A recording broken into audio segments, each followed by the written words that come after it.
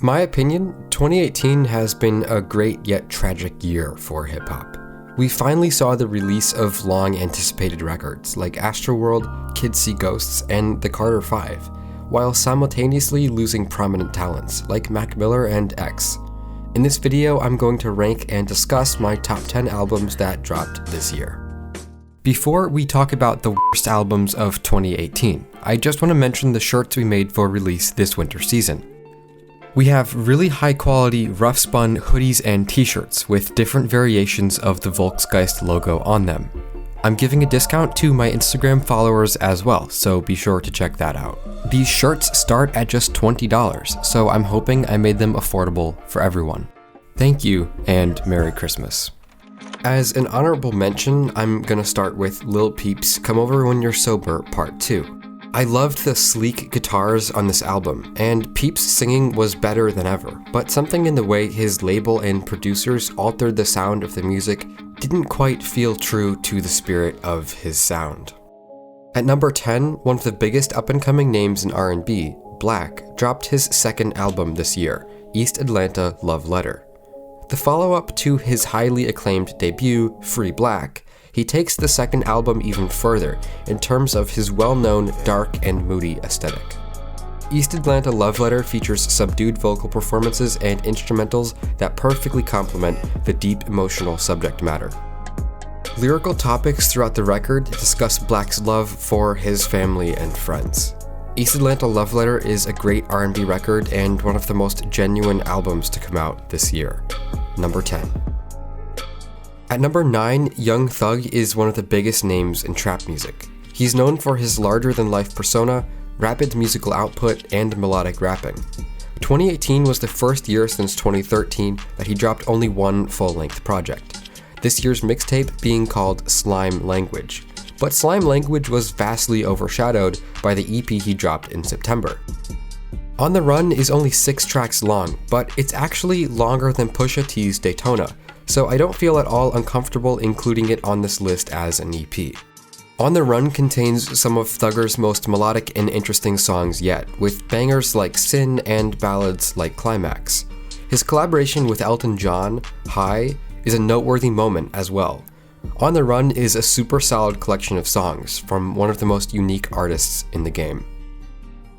At number 8, Mac Miller's Swimming refused to confine itself to one sound. The production is buttery smooth, influenced by hip-hop, jazz, and blues alike. The instrumentals set the tone for and enhance Mac Miller's largely autobiographical lyrics. On Swimming, Mac Miller explored his regrets, doubts, and even a few accomplishments. And he made sure to include a healthy dose of life advice as well. And somehow, despite the intensely personal nature of the album, it manages to be very inviting. Rest in peace, Malcolm. Amine's 1.5 is the follow-up to his 2017 debut, Good For You. The record contains Amine's fun-loving and lighthearted attitude, with an emphasis on contemporary trap aesthetics. Even while the project is full of booming 808s and rattling hi-hats, Amine and his producers work hard to keep it fresh with interesting musical elements like unusual melodies, vocal samples, and synths throughout. Amine's rapping on the album has a quirky delivery and relatable lyrics. He has a lot of personality, and his latest album is proof that there's room to expand even in a genre that's often criticized for a lack of new and unique ideas. 1.5 is one of the most honest and unassuming records I've heard all year, and I really enjoyed it. Often considered a forefather of mumble rap, Playboi Carti delivered perhaps one of the genre's best releases with Die Lit. Although Carti is often criticized, he hasn't let that stop him from pushing the sound of rap music by any means necessary. And Die Lit is a master course in minimalism within rap music. On the album, Carti catches the ear with stripped-back flows and lyrics, and a powerful vocal energy. He lets the excellent production shine, and creates an atmosphere that emphasizes the feel of the music rather than its content. Two of the most iconic artists in contemporary music linked up this year to create one of the best collaborative albums hip-hop has ever seen.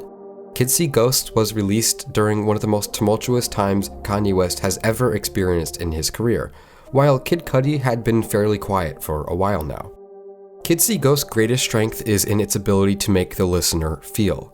Whether it's a feeling of empowerment and transcendence on Free or assurance on Reborn, the duo do a fantastic job of attaching a strong emotion to each song. Although the songs do have their own uniqueness, the track list flows seamlessly because of the unified passion and sincerity that Kanye and Cudi set out to communicate on the record. Instrumentals are often rock-inspired and always gorgeous. Kids See Ghosts is unrestricted by convention, and that's what makes it so great. After a relatively quiet 2017, Noname returned this year to deliver her sophomore album, Room 25. The Chicago rapper had already carved out a niche for herself with the release of her debut mixtape, Telephone, and she expands on that sound beautifully with Room 25. The album captures a dreamy and delicate atmosphere, with sweet jazzy production and comforting vocal delivery. Noname's topics of choice include love versus lust, politics, and self-exploration. The gentle sound of her music, combined with her heavier subject matter, gives Noname an unmistakable, valuable voice in the current musical landscape. Denzel Curry has long been considered underrated, and I'm happy to say Taboo seems to have put an end to that. His Clout Cobain music video released in July has over 40 million views on YouTube, and the album charted higher than any of his projects have before. And he deserves it. Taboo is an incredible piece of work. Overall, Denzel Curry seems to have emerged as one of the most level-headed and consistent rappers to come out in the last few years. Taboo is a dark album, but Denzel's personality is strong and his rapping is energetic and clear. It's easy to tell that he's just getting started. The only 2018 XXL freshman on this list, JID is back with his second full-length commercial release. Thanks to his awesome 2017 debut and the promising singles that dropped throughout 2018, JID has quickly become one of the most exciting up-and-coming artists in the game. DiCaprio too proved that he has staying power. JID is one of the first lyrical rappers to really emerge in the last few years. Lyrical rap being out of style right now, it took a true talent to put it back on the map. Without sacrificing any style, JID is still able to come up with good melodies and incorporate trap instrumentation into his songs. His sound is diverse, and it makes DiCaprio 2 one of the best albums I heard all year. JID proves that lyrical rap can still be fresh and exciting in 2018, and for that I'd call him the best up-and-coming rapper around. While Travis Scott's Rodeo has long been considered a modern classic, he made a few missteps between then and now. Teasing Astroworld for years while releasing the glaringly flawed Birds in the Trap and the mediocre at best Huncho Jack. His fans were starting to get restless. But the wait was not in vain. Astroworld not only reclaimed Travis Scott's fanbase, it pushed him to the top of the rap game. With a wide range of collaborators and twisting psychedelic instrumentals, Astroworld was too bold to fail. And thanks to the release of this album, Travis Scott's popularity has eclipsed those whose shadow and influence he once seemed stuck in.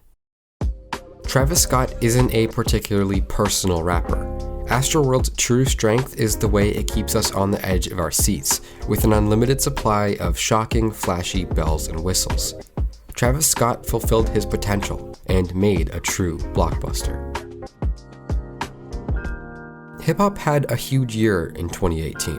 I can't even begin to guess at what might happen in 2019. Hopefully we'll lose less talented rappers and hear a few more great albums. I know I'd love to hear something new from Frank Ocean. Either way, I'm going to keep on making videos about the musicians we all know and love. And before I go, I want to thank you all for joining Volksgeist on this awesome journey for the past few months. I can't wait to continue making videos next year. Thank you and happy